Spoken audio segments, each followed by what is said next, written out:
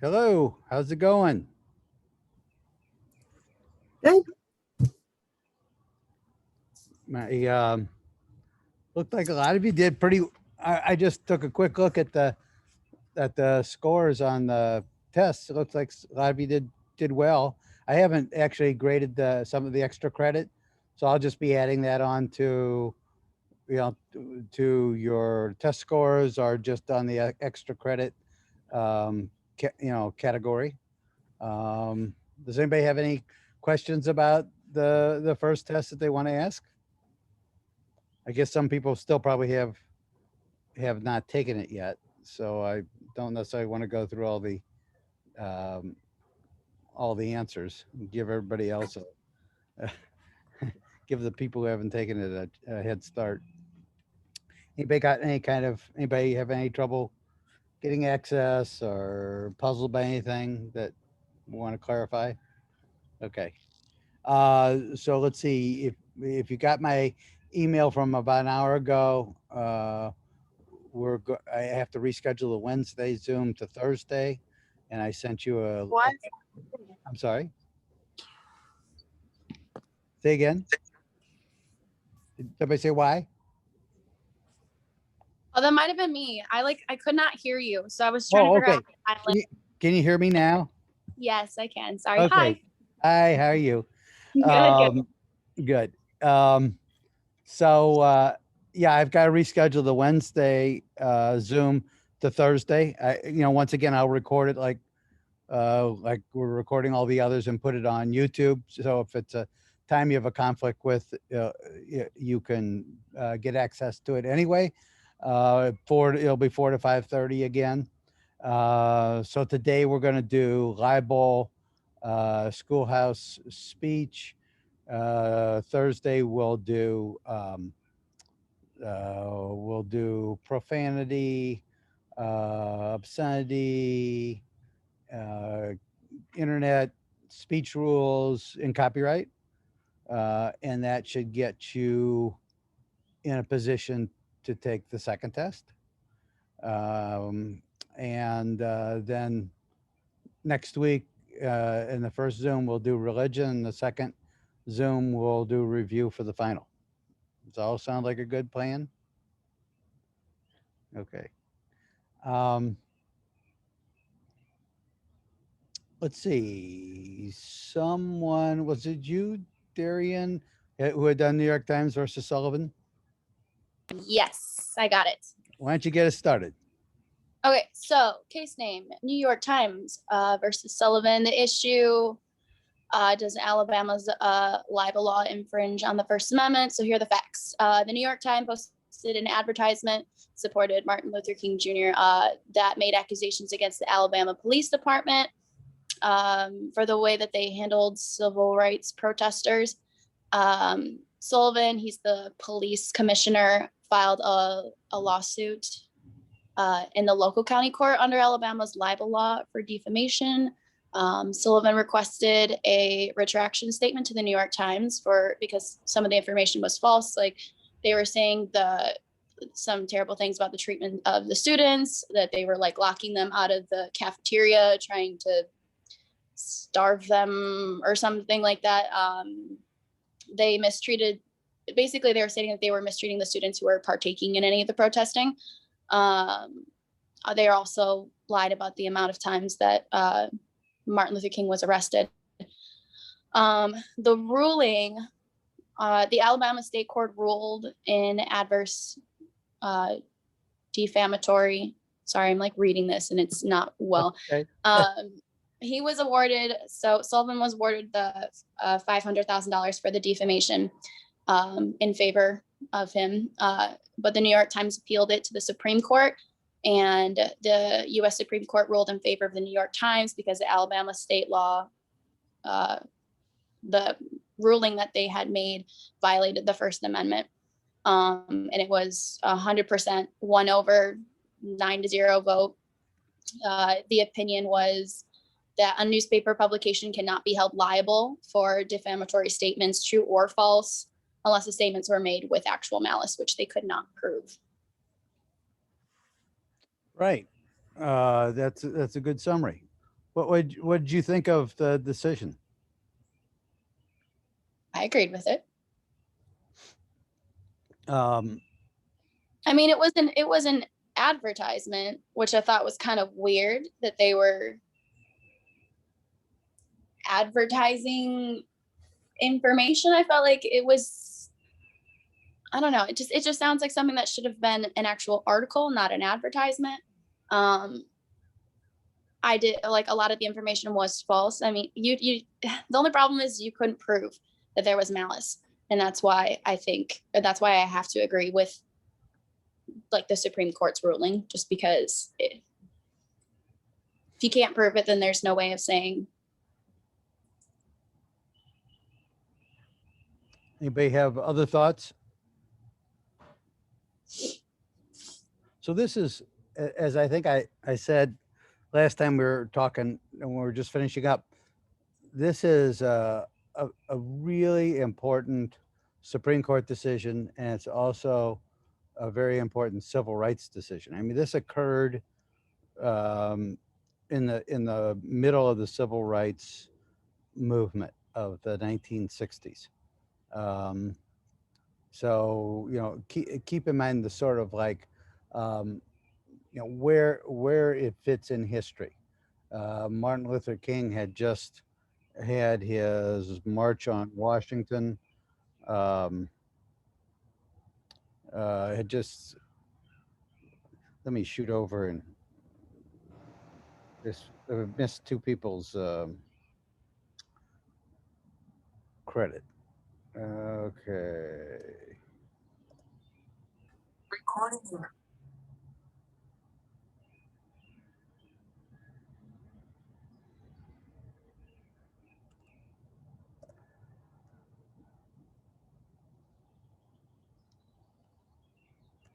Just a second, I'll be right back. I'm just making sure all of you get your credit for today, which I'm sure you will want to have. Okay, I think I've got it. All right.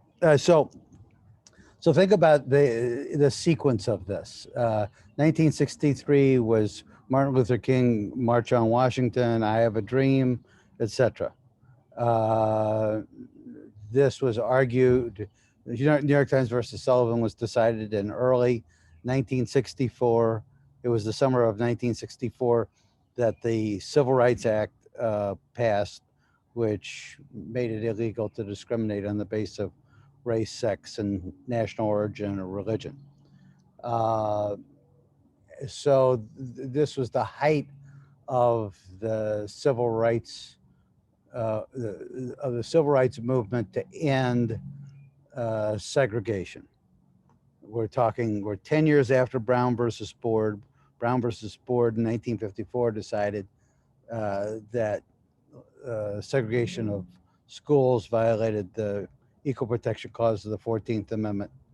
Now we're 10 years later, and you know, all sorts of demonstrations have occurred or are occurring. There was something called Freedom Summer, which I believe was the summer of 1963, where a lot of Northern lawyers went to the South to help with discrimination lawsuits. There was, you know, you probably have seen the filming of John Lewis, the late congressman from Georgia, crossing the Pettus Bridge and being set upon by state troopers when they were trying to march to the state capitol in favor of voting rights. This was a period of time when people were seeing on, and this relates directly to the opinion. This is the time when people were seeing on their television screens reports by the national and northern media on these tactics being used by Southern police departments against civil rights demonstrators. Police dogs. There was a infamous Southern sheriff in Birmingham, Bull Connor. He used police dogs and powerful fire hoses against young, and and many of them were young junior high school and high school civil rights, uh, uh, black protesters. This was I think 1963, or right about that time was the summer that the dynamite bomb went off at the 16th Street Baptist Church in Birmingham, Alabama, killing, I think it was 4 little girls in the basement of who were at Sunday school in the basement. 3 civil rights workers were killed and buried in uh, an earthen dam in Philadelphia, Mississippi. Um, a couple of civil rights demonstrators were killed on their way to or back. I think it was back from the voting rights march on Montgomery, Alabama. George Wallace, the governor of Alabama, stood in the schoolhouse door, literally in the schoolhouse door, to bar the first 2 black students who wanted to attend the University of Alabama. The National Guard had to be called out in Mississippi. This is probably more like 62, because there was a riot at Ole Miss to try to keep James Meredith from becoming the first black student to be admitted to the University of Mississippi. So the reason that this was such a significant decision was that the segregationist Southern politicians hoped to use the defamation and libel laws to bankrupt the national press and shut them up about what the face of segregation in the South. There were dozens of judgments against Northern media, uh, the New York Times, CBS, the other national networks. Um, that the New York Times business side literally made the proposal. They pulled their reporters out of the South because it would bankrupt them if there continued to be judgments like this one, of $500,000 for mistakes made in an ad run in the newspaper. So this is, I'm glad you pointed out. As a matter of fact, there's a question on this, but Darian, I'm glad you pointed out that it was an ad, not a story.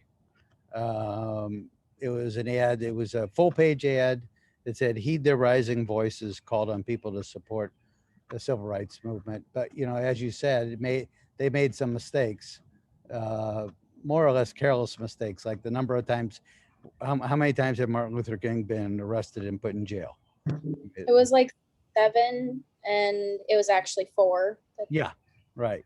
And so, in the greater scheme of things, probably not a very big mistake. He still wrote the letter from the Birmingham jail, saying that was one of the most famous declarations of human rights, during one of those jailings. Um, so. So it was the civil rights movement was at its peak. This was the defamation laws, the libel laws were being used by segregationists to try to push the national media out of the South, and the Supreme Court didn't let it happen. Um, it there's a line in the decision that's an important one. I want you to remember. Justice Brennan, who wrote the opinion on the court, said that there needed to be some breathing room. That democracy needed some breathing room that allowed for mistakes to be made in the sort of heat of political argument. And so careless mistakes were one thing. If, on the other hand, the media was reckless, which is worse than careless. Reckless means you're not trying to get it right. Careless means you made a mistake, and and it was not for being lazy. Reckless disregard of the truth, meets the actual malice standard. So actual malice means knowledge of falsity, reckless disregard for the truth. So, for example, if a news organization is doing a investigative piece on a particular public official, and remember, this only is only applying to public officials, and then is later applied also to public figures. Um, if if if a news organization is writing an investigative piece about a public official and doesn't call him or her up for a comment, for example, that would be reckless disregard of the truth.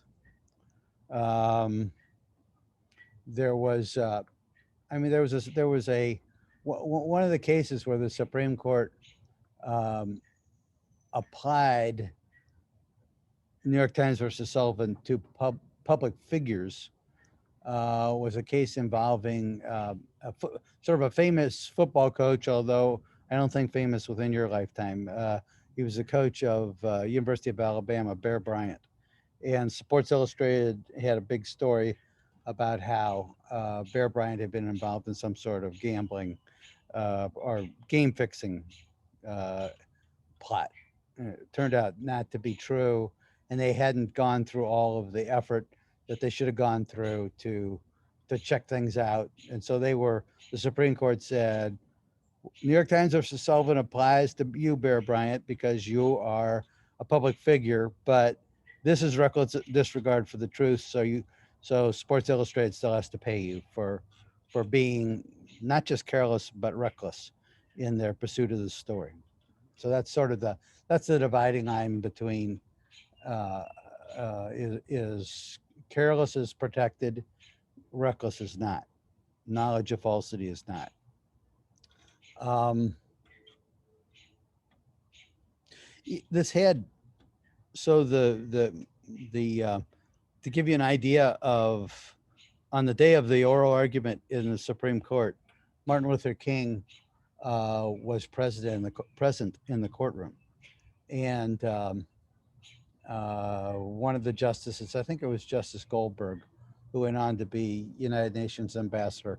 Justice Goldberg, either Justice Goldberg or Justice Fortas, one of the two democratically appointed justices, asked Martin Luther King to autograph a copy of an autobiography that Martin Luther King had written. So he was, I mean, King was being treated as a celebrity at that point. There, at that point, where we're still 4 years before he's assassinated, and he's probably 1964. He's at the peak of his power. Um, Very different kind of courtroom atmosphere than the trial court in the New York Times versus Sullivan case, where the judge, who was a segregationist judge, let the jury dress up in Confederate regalia for Confederate Day in the midst of the trial. So, um, very different kind of atmosphere. Um, any questions about the background or let me tell you one more thing about the significance of New York Times versus Sullivan. So before New York Times versus Sullivan, defamation law was basically it was all determined by the state, and still states pass laws that set the boundaries for what's defamation and what's not. But what New York Times versus Sullivan did was it imposed this national constitutional I don't know if one would say it's a floor or a ceiling, but requirement, uh, this national constitutional requirement upon defamation cases that involve public figures and public officials, so as to open up um, open up debate and make sure that it didn't get closed off by people who had access uh, to courtrooms where they could make sort of parochial charges. So the one thing that to know also is that so spoken defamation. So what is defamation? What do I mean when I talk about defamation? Trying to like hurt someone's character or reputation. Something that hurts somebody's character. Exactly. And what is spoken defamation? There's a word for it. Slander. Slander. And written defamation is libel. And so, to a certain extent,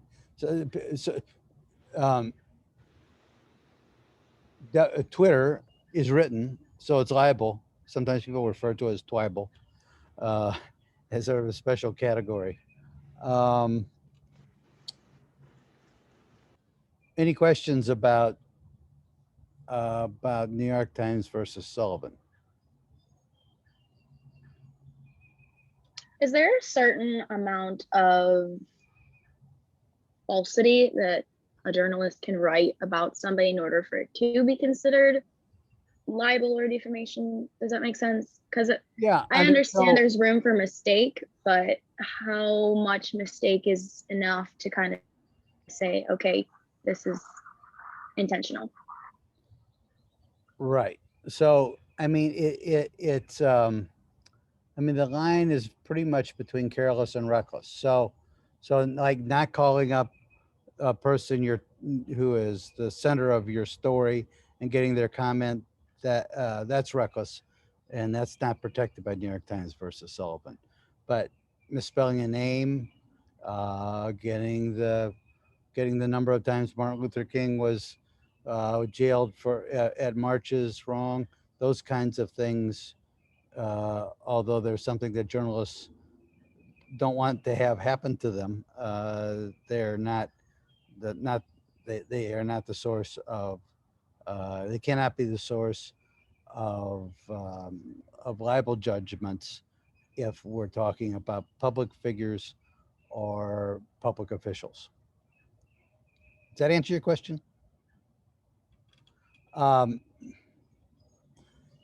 Who is a public figure? That can be a very complicated question. Because it's a little bit arbitrary. There was a Supreme Court decision where the heiress of a famous tire making company, Firestone, was written about in a magazine story about some sort of divorce proceedings that she was involved in. And the Supreme Court said she was not a public figure. Probably today, I don't think that would be the way it came down. Police officers are public figures, whereas firefighters usually are not.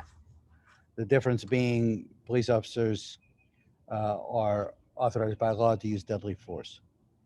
Some people can be public figures for one purpose and private individuals for another. I'll give you an example.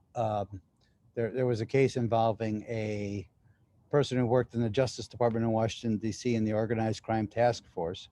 Then he, after he left the Justice Department, went back to Ohio, I think it was Ohio, to practice law.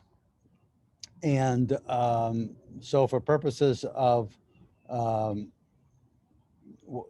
any stories about his time at the Justice Department as head of the Organized Crime Task Force, he was a public figure. And so it would be harder for him to win a libel suit if somebody said he had acted wrong in connection with his supervision of the Organized Crime Task Force. But once he was back in Ohio as a practicing, private attorney, then it would have been easier for him to collect a libel judgment if some local newspaper had written something about him and that was careless.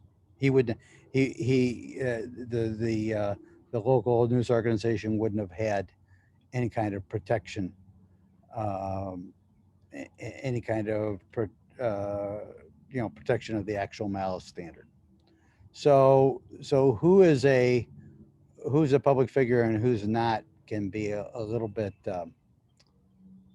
you can't be sure how it's going to turn out.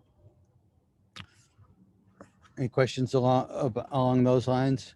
I think I have somewhere in the discussion sort of a listing of who are public figures and who are private or considered private figures. It might be that I haven't yet posted that. I don't think I posted the discussion for content. So I think there's a more detailed explanation of what occupations are public and what are private. Even though this was a unanimous decision, it was 9-0. I mean, it was so sort of revolutionary from a constitutional interpretation standpoint that people wondered if it would continue, that if it would have staying power, because it turned out a lot of the justices on the Supreme Court began to have issues with the press. Sorry for the dog barking next door. Abe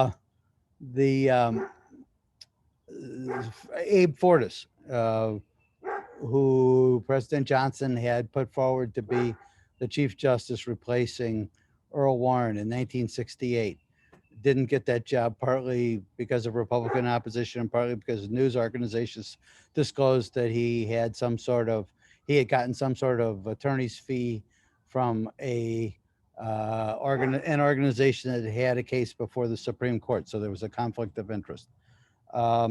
Justice Douglas, who was in his last years on the Supreme Court, was the subject of an impeachment effort by Gerald Ford, who went on to be president. And people were upset at some of the press coverage of that, and people on the court were upset by some of the press coverage of that.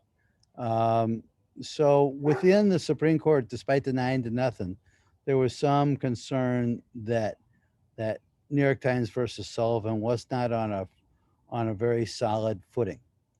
And the case that actually ended up cementing New York Times versus Sullivan as a precedent that's not going to be overturned, I don't think in our joint lifetimes, was a Hustler v. Falwell case. Did anybody want to present that one? Okay, Peg.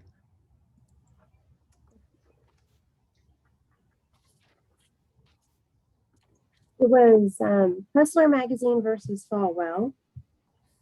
And the issue was, does the First Amendment protect parodies about public figures? The facts: Hustler featured a parody in which a question was asked about celebrities' first time. The parody stated that Jerry Falwell's first time was during a drunken, incestuous rendezvous with his mother in an outhouse. Falwell sued for libel. The ruling was the First Amendment does protect this.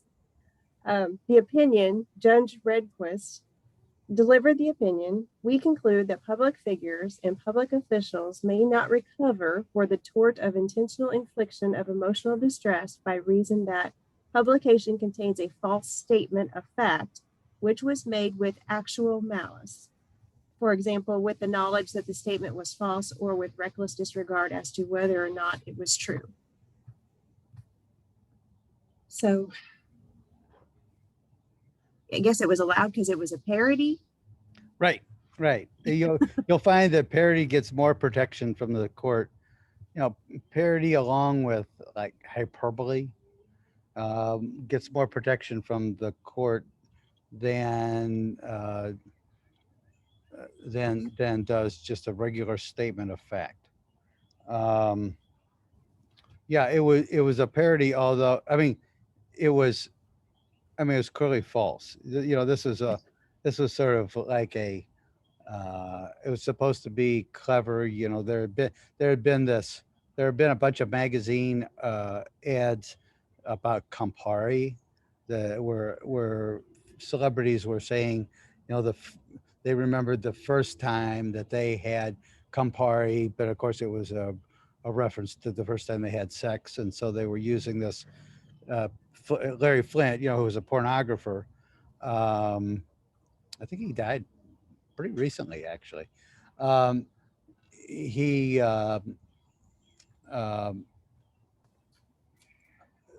so Larry Flint was playing off of that sexual um, content, and but did write at the bottom, this is a parody in very, very, very small language. Of course, I mean, so it's, you know, clearly untrue, and he knew it was untrue.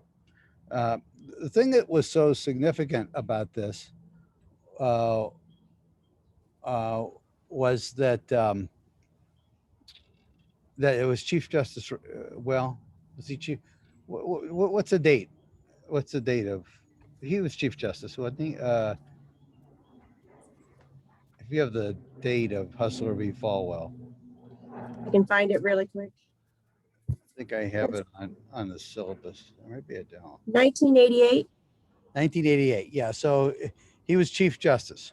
So it was very significant that he wrote the opinion of the court, because so Rehnquist was one of the very most conservative justices on the Supreme Court.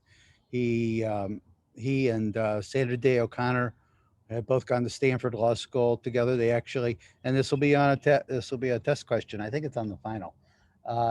They actually went out on a date together.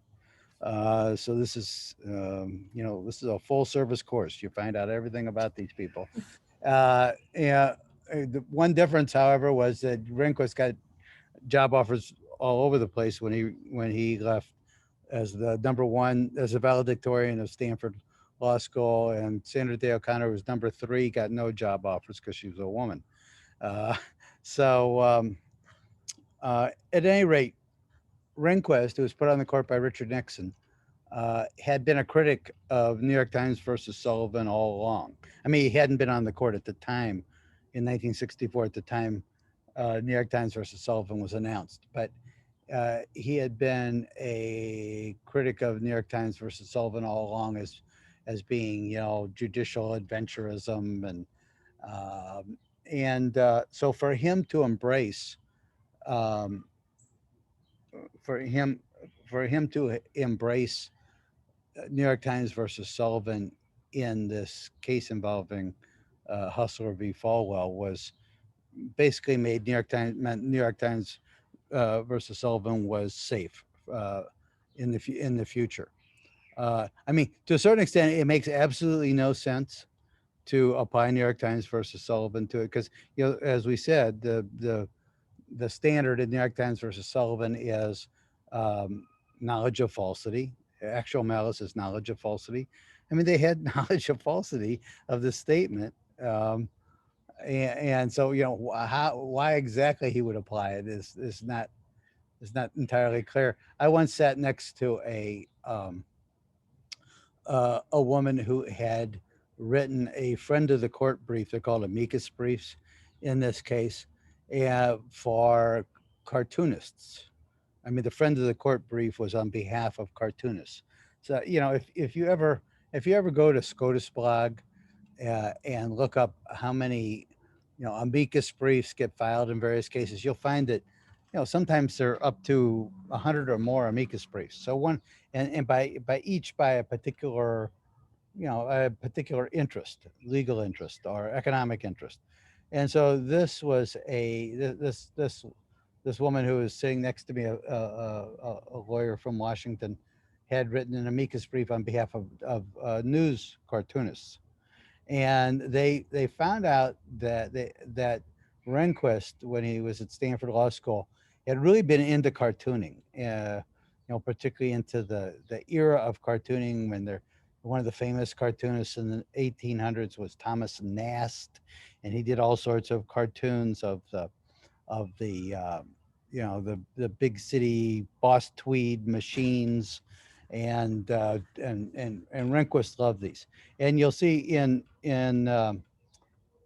Falwell, in Hustler v. Falwell, you'll see that Rehnquist makes an allusion to the Boss Tweed, to Thomas Nast cartoons. You know, he says something to the effect of, you know, the Falwell parody is a poor cousin. Not the Fall. It wasn't Falwell. It was Flint. The Flint parody was a poor cousin to that you know, great tradition of cartooning, but nevertheless was also protected. Um, the lawyer who had written that, who had put together that amicus brief to try to persuade Rehnquist to vote along with the more liberal members of the Supreme Court, they had run across one cartoon that showed Rehnquist in a Ku Klux Klan outfit, you know, sheet and cornered hat and stuff, because early in his career, and this actually was sort of an impediment a couple of times for confirmation, but when he was able to get over, he had been a Republican election judge in Arizona and had tried to block some black voters and Hispanic voters from being able to vote at the polls. And so the woman putting together the amicus brief pulled that one out. You know, you don't, if you're trying to persuade this guy, you're not going to necessarily put it in a cartoon showing him in a Ku Klux Klan outfit. She later told him about that, and he laughed about it. He had a very good, he was sort of an understated and very good sense of humor. The other thing to know is that, so Falwell, does anybody know who Jerry Falwell was?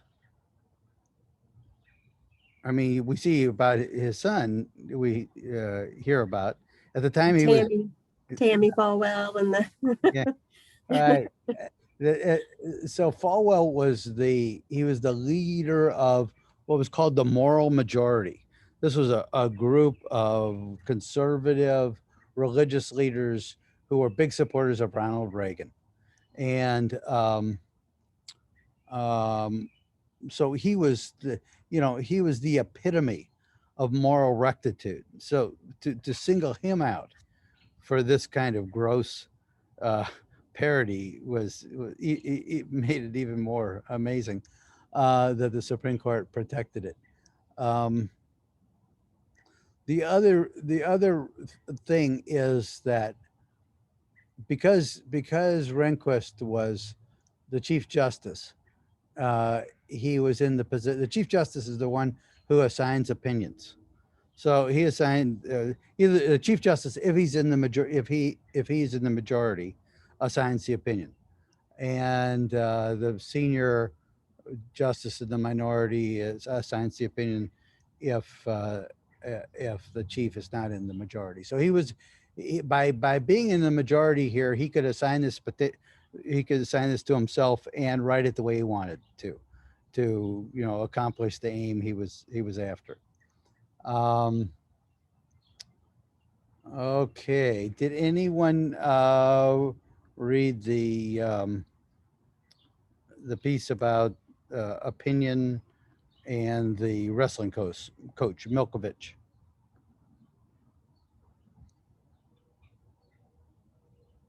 You can make me present that one, or let's see here. I want to keep up with my grading here. Just a sec.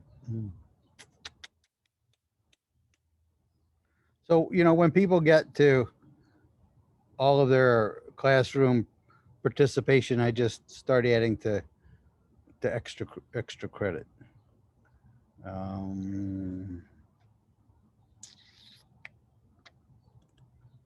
Okay, so Milkovich, the issue here is opinion. Can opinion be the source of libel, of a libel judgment? And the Supreme Court had said many times around the time of New York Times versus Sullivan and the cases that followed that opinion can't be the source. of defamation, of a libel case. But they said it in, I mean, some things that the Supreme Court says are the law. Other things the Supreme Court says are what's called dicta. They're not part of the ruling of the case. And so the Supreme Court will oftentimes go back and said, well, we said this, but it wasn't part of the ruling in the case. And so, that doesn't go anymore. We didn't really think that through entirely. And in the Milkovich case, they decided, well, when we had said before that you can't really file a libel case based upon opinion, we didn't really mean that. So this was a case where Milkovich was a famous wrestling coach in Ohio. His teams won state all the time, and there was this one tournament where there was a melee broke out at the end of it, and the state sports authorities were investigating, and Milkovich testified that he had nothing to do with the melee breaking out. And a local sports columnist who covered the testimony, said that anyone who was present at the wrestling meet and who heard him testify knew that he had lied. And so this is Rehnquist again. Rehnquist wrote the opinion of the court saying that kind of opinion can be the source of a judgment for libel. And here's what how he explained the difference. If the opinion implies a set of facts that are provable or not provable, then that can be the source of a libel suit. So what this was saying, I mean, the sports reporter wasn't just saying, the wrestling coach is a blowhard, the wrestling coach, always made up stories. This is something where it's very specific. For his statement of opinion to be true, a certain set of facts had to be true. And that was that he had lied, that he had basically perjured himself in this testimony before the sports commission. And so the journalists were really worried about this. A lot of opinion journalism could be the source then of libel suits. As it turned out, that hasn't happened. It's as a matter of fact, I've seen court decisions in recent years basically reiterating the pre-Milkovich comment that opinion almost never is the source of libel. But it was something that worried folks at the time Milkovich was announced. Any questions about libel?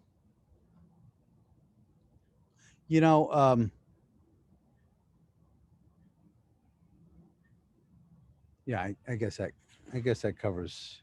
Trying to think if there are questions on the tests that you need to know. There is an extra credit essay for the second test that's on New York Times versus Sullivan, in which I ask you to say, to tell me what the mistakes were, what was the civil rights context that we went through quite a bit today, what was the actual malice standard, and so that's something that you'll want to know. Okay, let's go on to Schoolhouse Speech. Anybody do Tinker versus Des Moines? Yes, I have Tinker versus Des Moines. Okay, Lauren, it's all yours. Okay, so students were suspended for wearing black armbands in protest of the Vietnam War. Their parents challenged the suspension, alleging their children's First Amendment rights were violated. The court held that absent a specific showing of a constitutionally valid reason to regulate student speech, students are entitled to freedom of expression. Okay, so statements of the facts. So school children, Christopher Eckhard, John Tinker, and Mary Beth Tinker protested the Vietnam War through wearing armbands to school. In response, the school district suspended the children, and their parents brought suit in federal district court, alleging that their suspension violated their First Amendment right to free speech. The district court held for the school district. The Tinkers, along with Eckhart, appealed the decision to the Court of Appeals. The Court of Appeals affirmed the district court decision, and the judgment was appealed to the Supreme Court of the United States. So issue and holding, does suspending the students for wearing black armbands in protest of the Vietnam War violate the students' First Amendment rights?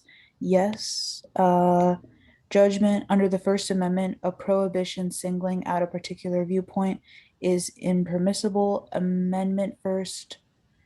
So First Amendment rights are not shed at the door of the schoolhouse, although this right still belongs to both teachers and students.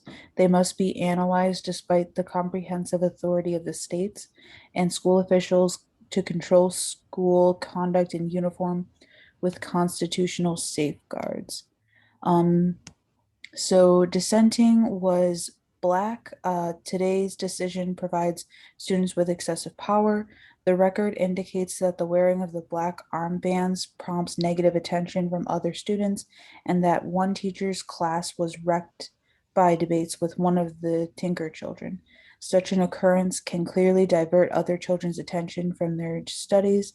As a result, the school officials had the constitutional right to regulate the speech associated with wearing the black armbands. So the significance was Tinker versus Des Moines established that the First Amendment protects the right of students to express controversial views when they may disagree with school policy but are not disruptive. And that is it. Okay. So yeah, Mary Beth Tinker. So this is another case that comes out of the about the same period of time as New York Times versus Sullivan. So we're still, keep in mind that both of the decisions were decisions of the Warren Court, where Earl Warren was the Chief Justice. He was that Warren Court from 1954 to 1968 was the most liberal court that the Supreme Court has sat on the Supreme Court in American history. It began with Brown versus Board, and at this point in '64, with New York Times versus Sullivan and Mary Beth Tinker, is really reaching its height. Around the same time, there were all the decisions on you have a right to remain silent, you get a free lawyer, if you could go to jail, exclusionary rule, if the police do wrong things, the evidence can sometimes be tossed out. One person, one vote. It was one man, but one vote at the time is what the term that they used. So this is during that very liberal time, and they sort of famously say the First Amendment doesn't stop at the schoolhouse gates. One thing now, all of the speech decisions that follow, the school speech decisions that follow, illustrate that a Supreme Court can pull away from a precedent without overruling it.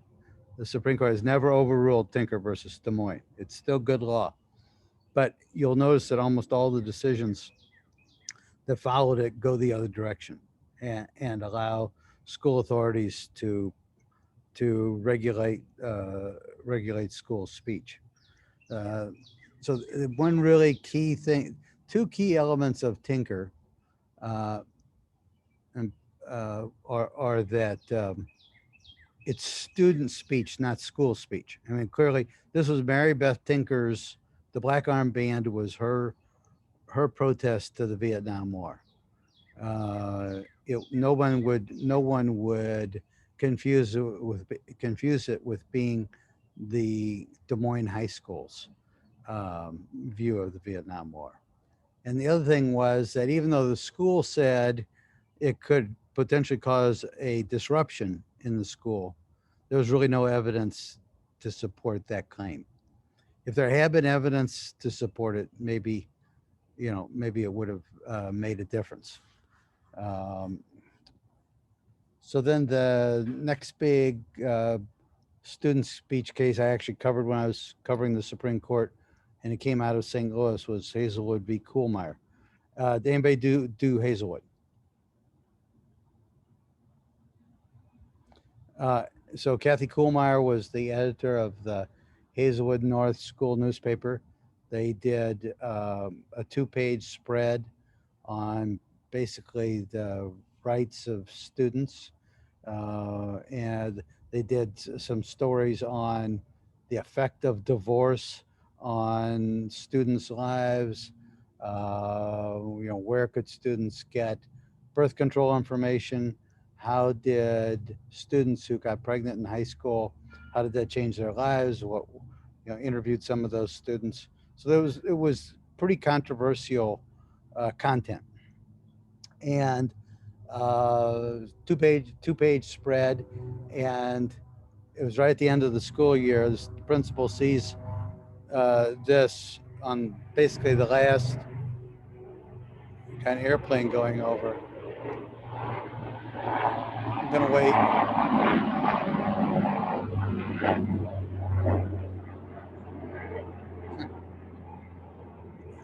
So the principal sees this spread, right before it's about to be sent out, and he can see all sorts of, he's going to hear all sorts of angry parents calling him up.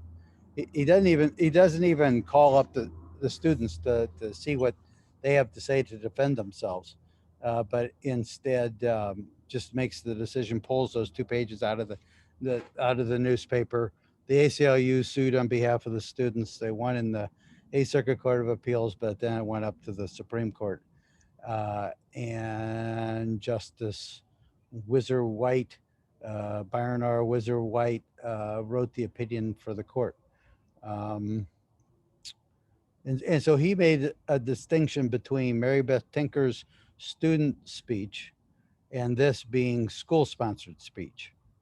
And he basically said that he basically said that schools could censor student speech.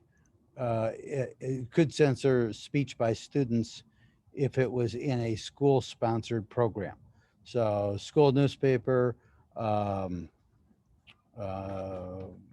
cheerleader skits, drama club, any of those things, the principal had the right to censor the speech.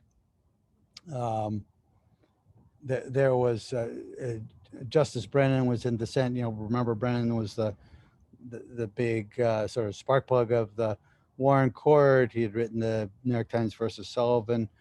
Brennan was in dissent and said, he should have, that the principal should have talked to the students, because if he had, he would have found out that the names of the pregnant girls and the divorced parents were all pseudonyms, and so it wasn't really invading their privacy in the way that the principal had thought. Also, the dissenters said, a school paper is, and this was the main argument on behalf of Kathy Kuhlmeyer, that the school newspaper is a public forum. After Hazelwood versus Kuhlmeyer, a number of states, I think now maybe it's somewhere in the neighborhood of 12 to 15 states, have passed laws that give students student journalists full First Amendment rights. Illinois is one of those states that has passed a law that applies not only at high school level, but also at the college level. Missouri has not. So it's possible for the legislature to overturn a First Amendment ruling of the Supreme Courts if they're granting more freedom. It's not okay if Congress passes a law that grants less freedom, then it's unconstitutional and the law is invalid. So the First Amendment is a floor for our free speech rights, but it's not a ceiling. I'll give you another example. This is one that's close to home, and it also involves Justice White, and who wrote the opinion in this court. It was called Stanford Daily versus Zerker. And when I was at Stanford as the co-editor of the Stanford Daily, there were lots of anti-Vietnam War protests, and one of them was at the medical center, and some police officers were injured when demonstrators broke a plate glass window. And the Santa Clara County Sheriff's deputies and the Palo Alto Police got a search warrant to raid the Stanford Daily's darkroom and to get photographic evidence of what demonstrators were complicit in breaking the window and injuring the police officers. So this case went all the way to the Supreme Court, and the Supreme Court ruled in favor of the Santa Clara County Sheriff's deputies that it did not violate the First Amendment for authorities to get a search warrant to search newspaper premises. This was a case where Congress overturned the Supreme Court and gave more rights than the First Amendment than the Supreme Court was willing to recognize. Congress passed something called the Privacy Protection Act, which said that the police cannot use search warrants to search newspaper premises for photos, videotape, reporters' notes, etc. They can subpoena those things. And that may not sound like much of a difference, but it's actually a big difference. And it's a lot different if the police are showing up at your front door like they did the Stanford Daily and show you the search warrant and start pulling the files versus a subpoena. You know, they might get served on you through legal process. Then you've got time that you can oppose it in court and the lawyers argue about it. And almost always in the end, it gets settled one way or another without the news organization turning over its records. So it's a big difference in practice. So those are two examples of where Justice White opinions were overturned in part or entirely by legislative enactments. The other is one we've already studied, and again, it was White. Anybody know what I'm talking about? Anybody want to guess?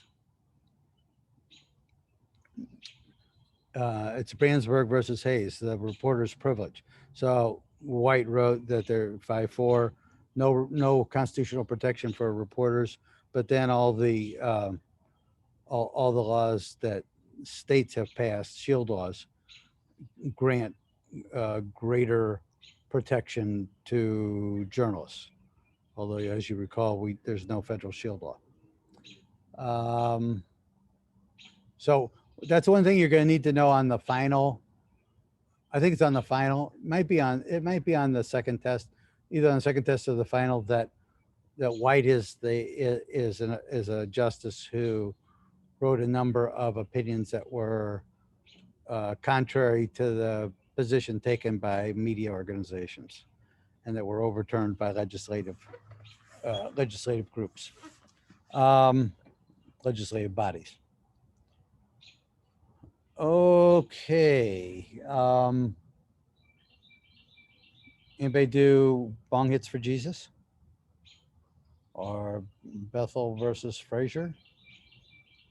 Or any other student speech case?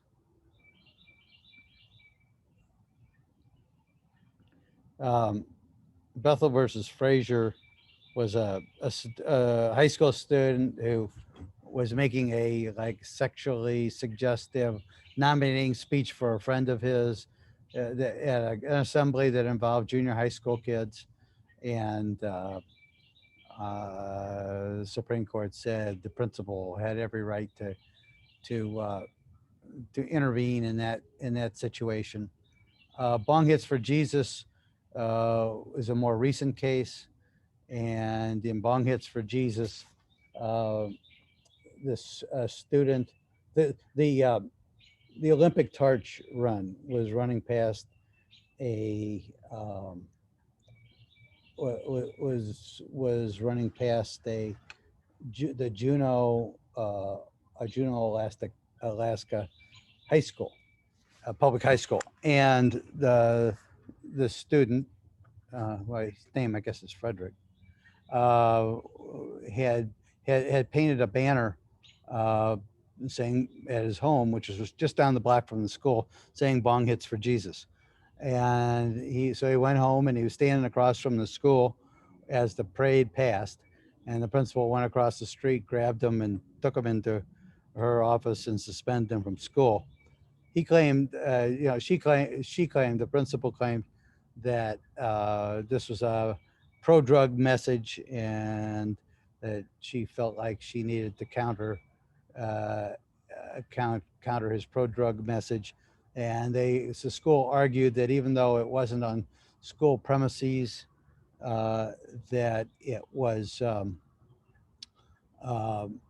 school event because the cheerleaders are there, the band was there playing, and so it was a school event as it passed the high school. So this was the Bong Hits for Jesus sign was at a school event. I think I said that the student claimed he just wanted to get on the evening news. And so he wasn't actually trying to promote drugs, but instead was just wanting to get attention.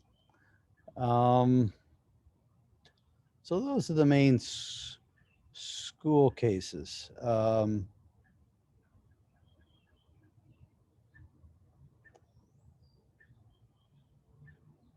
There's one case that's before the Supreme Court now. I don't believe that the court's ruled on it, although I'm seeing a story that seems to. This is the case involving a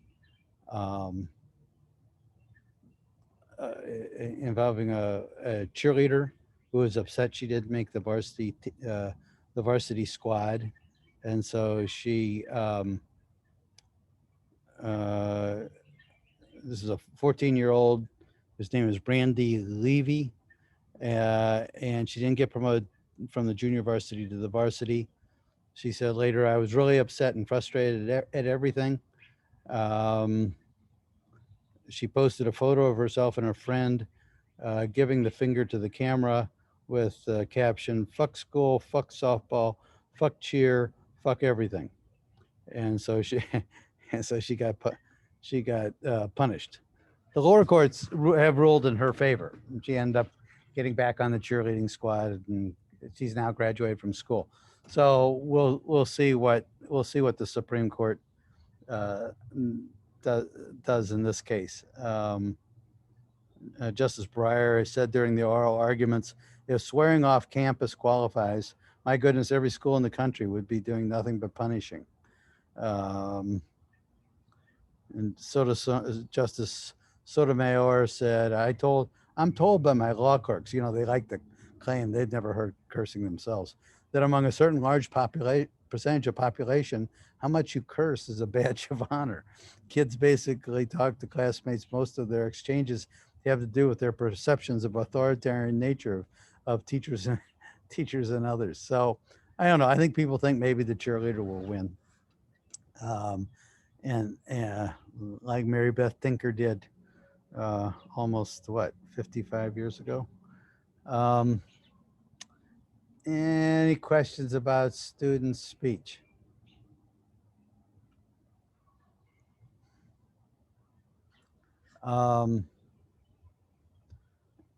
Let's see. We can get started. This is good. We can get started on FCC versus Pacifica. This is George Carlin, 7 Dirty Words. Anybody read that case? This involves the sort of involves the issue of indecency. You might at some point take some time to listen to his 7 Dirty Words monologue. It's pretty funny. It's pretty. I warn you though, it's pretty gross too. It's the seven words you can't say on TV when the kids are awake, and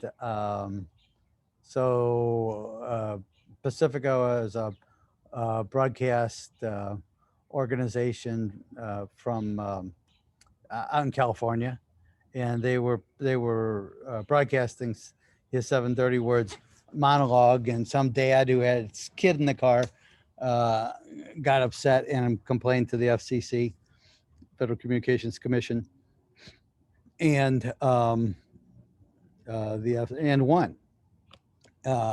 And won in the Supreme Court too. It was a narrow decision saying that the FCC had the power to fine a broadcast station for indecent speech, an indecent broadcast during the daytime when kids were awake. Justice Stevens, who probably later would have made a different decision, wrote the opinion of the court, and it's got a funny. It's sort of funny, I ask you guys when you're doing a brief to try to find the ruling of the court, like the single legal rule that a case stands for. And Justice Stevens says in this one, the only thing we're ruling is that we know when there's a pig in the parlor, and this is a pig in the parlor. Now, exactly how that goes down in history as a legal ruling, I'm not so sure. So this illustrates something to know about media in general, that there's less First Amendment protection for broadcast media than there is for internet, for newspapers, for cable TV, because and the reason is that the FCC is given the power to regulate broadcasts. It's been viewed by the court that that the airwaves are owned by the public. These are, I think it's in some ways it's it's a little bit an outdated view that some way these waves come, they invade your home, they're invasive, and they come in unwelcome, and so there has to be more way to regulate them. Of course, you could just turn the day I could have turned off the radio, right? It's not like that would have been so hard. So the FCC has got the power to regulate the airwaves. It does not, in many ways, it does not exercise power it once did over that. There used to be something called the Fairness Doctrine and the Equal Time Provisions that required news organizations to put both sides of an issue, on the air. Like if they had a broadcast editorial on one side of an issue, they had to let somebody on the other side give their view. During the Reagan administration, both equal time and fairness doctrines went out the window. That's one of the reasons that we had the development of the of the Rush Limbaughs of the world, who, I mean, if the fairness doctrine and equal time provisions were still in effect, no broadcaster would want to put that amount of time of one particular view on the air, because they would be, they'd have to have a whole bunch of sort of boring liberals responding to it and give them free time. But at any rate, broadcast media has less in the way of First Amendment rights, and the FCC can regulate broadcast media. The more recent vintage of this was a couple of court cases that were against Fox News or Fox Broadcasting, relating to fleeting nudity and fleeting obscenity or fleeting indecency. Bono won an award, some sort of Grammy award or something, and he said this is fucking great, and so then they got sued. The network got sued for that, and then I don't know, you guys may not be old enough for the Jackson wardrobe malfunction, where she was partly nude at the Super Bowl game. There were fines that involved both of those incidents, and the Supreme Court sort of avoided making a decision. They threw out the fleeting nudity and the fleeting indecency, vulgarity. They threw those out on the basis of the FCC regulations didn't comply with the Administrative Procedure Act. They didn't make a First Amendment decision on it. So they threw out the regulations, but they didn't say they were against the First Amendment. So theoretically, the FCC could come back with those kinds of regulations, but they haven't. But now, keep in mind that there's a difference between indecency and obscenity. Obscenity is not a protected category of speech. Indecency is one of the exceptions to the First Amendment. So when you're running down those exceptions, true threats, conspiracy to commit a crime, fighting words, obscenity is one of them. And the Miller versus California, anybody read that? That's probably beyond what I've actually told you to read so far. Miller versus California has the test for obscenity, which is basically depicting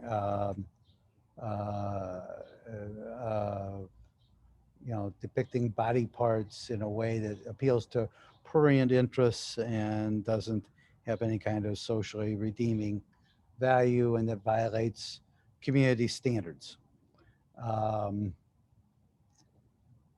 So that kind of speech or depiction in any form is not protected by the First Amendment, although you don't have to look too far to be able to see that kind of thing.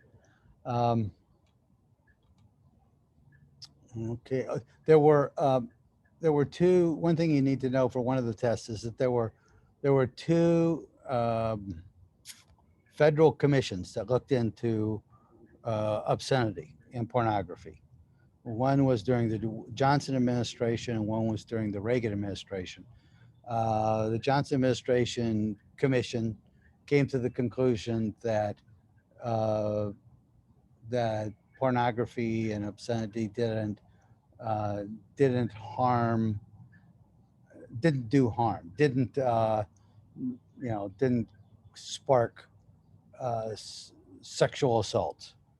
The Reagan administration's investigation, which was during Edwin Meese's attorney generalship, came to the opposite conclusion. They said that there was enough reason to believe that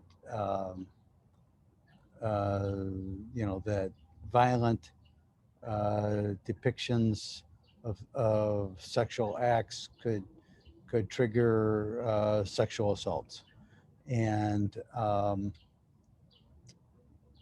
so there is a question on one of the tests that asks you to be able to distinguish between those two commissions.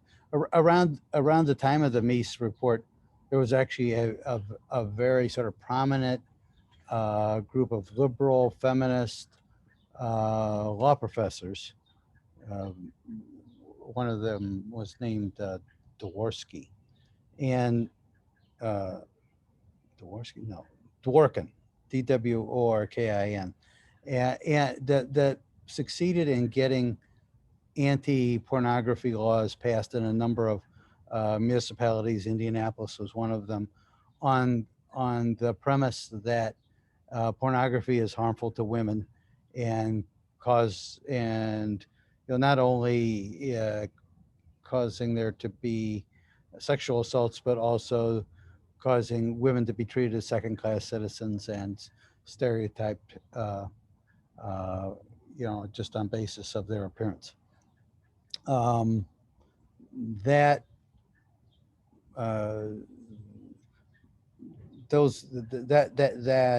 sort of movement didn't gain too much traction in the end. Although I think you would find probably a number of feminists would agree with that critique today. Any of you have any views on that you want to express?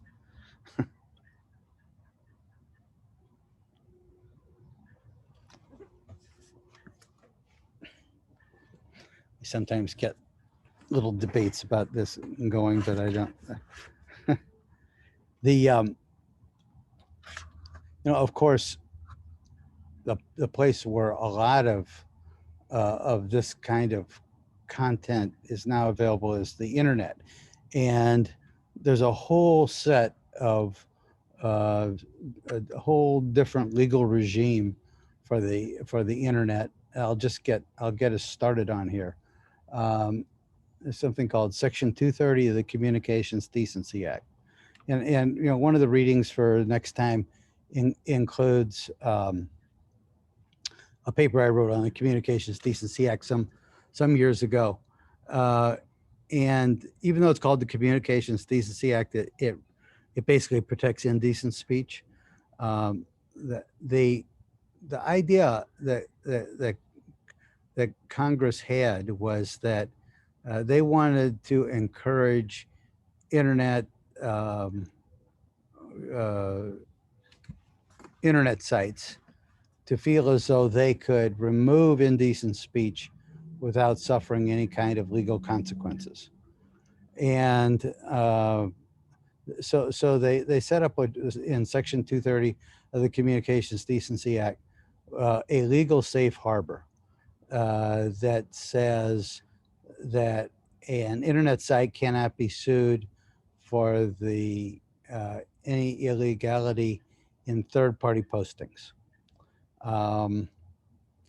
So there's, Twitter, Facebook, Google, YouTube. They're all have no legal responsibility for the third-party postings that people put on their site, whether they're hate speech or defamation or obscenity. Now, the individual who posts them is responsible, but not the internet provider. And of course, that's a crucial difference, because the deep pockets are always in the internet providers. One of the reasons for the Communications Decency Act is that there really was when with the burgeoning of the internet, there was no way any of these internet providers could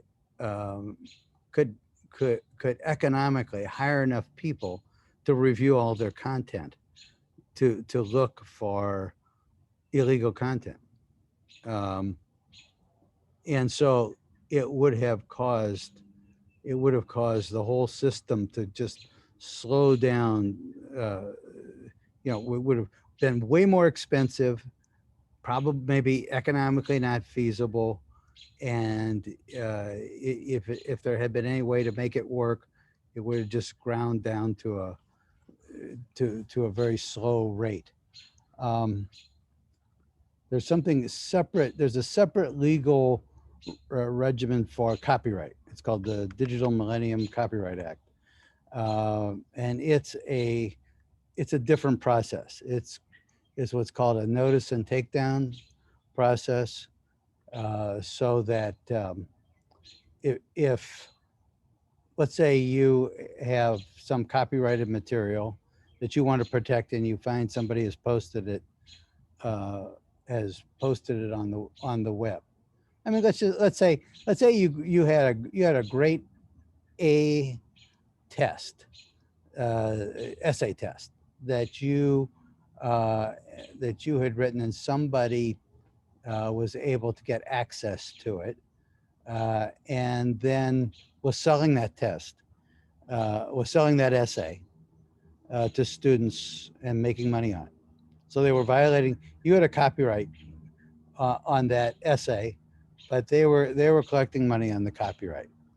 So you could file a notice to take down your copyrighted material, and then the person who had stolen your copyrighted material could then say, no, I didn't steal that. I actually wrote it myself, and here's the proof I have. And so then, they can kind of duke it out. I'll give you there's a link on the syllabus when we get to copyright to the dancing baby.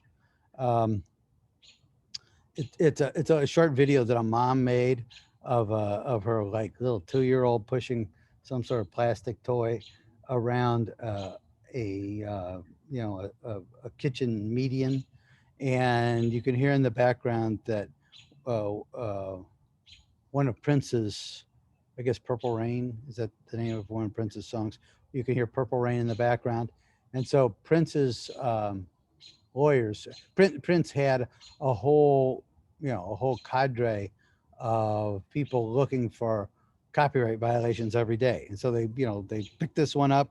They filed a notice for the mom to take it down. She thought this was the most ridiculous thing. I mean, it was just totally absurd. Because I mean, you can barely hear it. There's no way anybody could like sell the recording of, for any kind of money. And actually the mom ended up winning. As you'll find out when we get to copyright, there's something called fair use. And the court said that this had been clearly a fair use, and Prince shouldn't go after it. So that's the way copyright is handled on the internet. But Section 230 is how other content is handled on the internet. And that is to give immunity to the websites for anything that a third party posts. And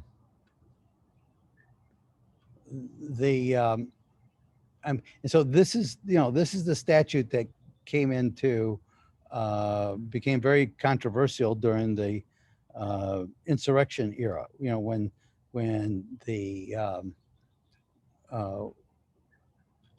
When Twitter and Facebook took down Trump's postings for being false and potentially inflammatory, and